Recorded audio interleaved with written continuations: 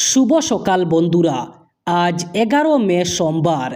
আজকের সকালের গুরুত্বপূর্ণ খবরগুলি হলো, কোথায় বলে মর্নিং শোজ দ্য ডে। তামিলনাড়ুর নতুন মুখ্যমন্ত্রী হিসাবে শপথ নিয়েই যেন সেই ইঙ্গিত দিলেন থালাপাতি বিজয়। কুর্সিতে বসতে না বসতেই নিজের প্রাক নির্বাচনী প্রতিশ্রুতি পালনে কোমর বেঁধে নেমে পড়লেন তিনি। রবিবার চেন্নাইয়ে শপথ গ্রহণের রেশ কাটতে না কাটতেই সোজা চলে যান তিনি সচিবালয়ে। সেখানে গিয়েই সই করেন 5টি গুরুত্বপূর্ণ ফাইলে, যা রাজ্যের সাধারণ মানুষের দৈনন্দিন জীবনে বড়সড় স্বস্তি আনতে চলেছে।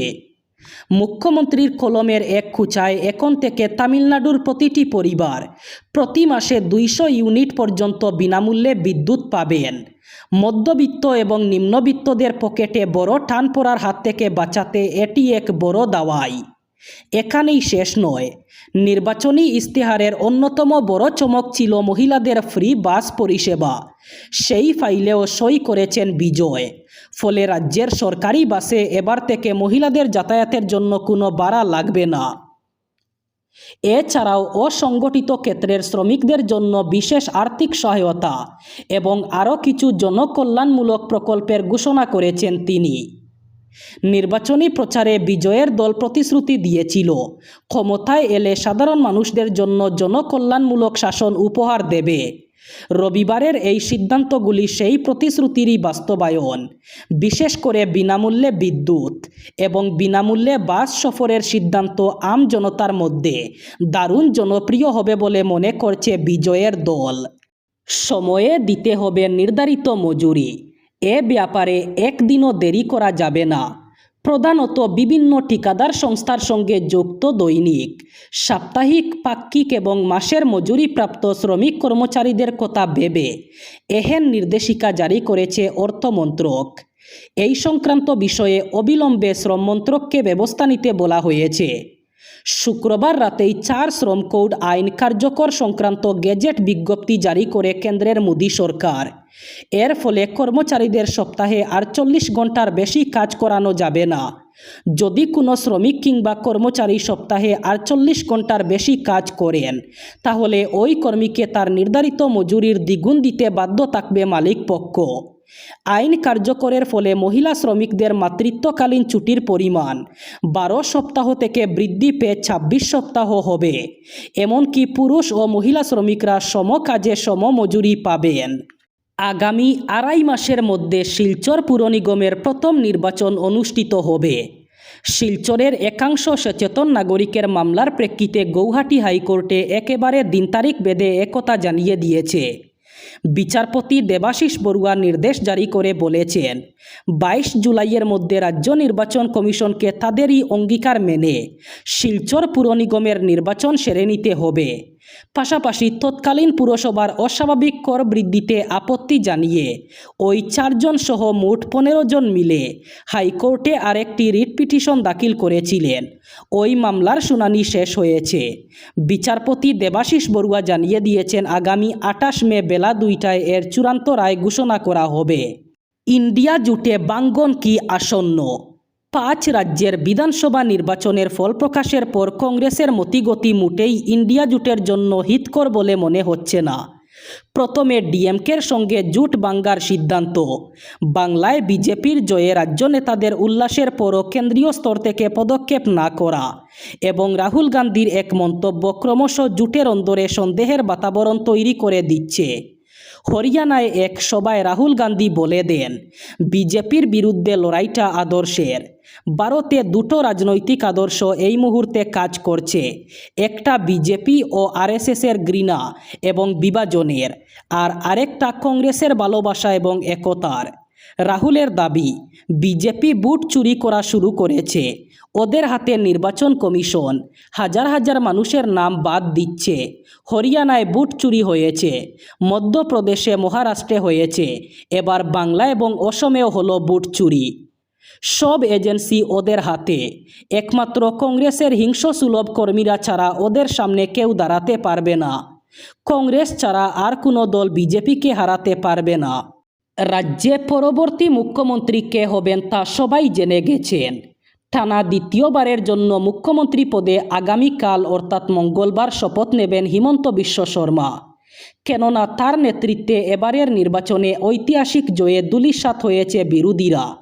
কিন্তু অন্যান্য মন্ত্রী পদে এনডিএর বিধায়কদের মধ্যে কার ভাগ্য উদয় হবে তা নিয়ে জল্পনা কল্পনা এখন তুঙ্গে।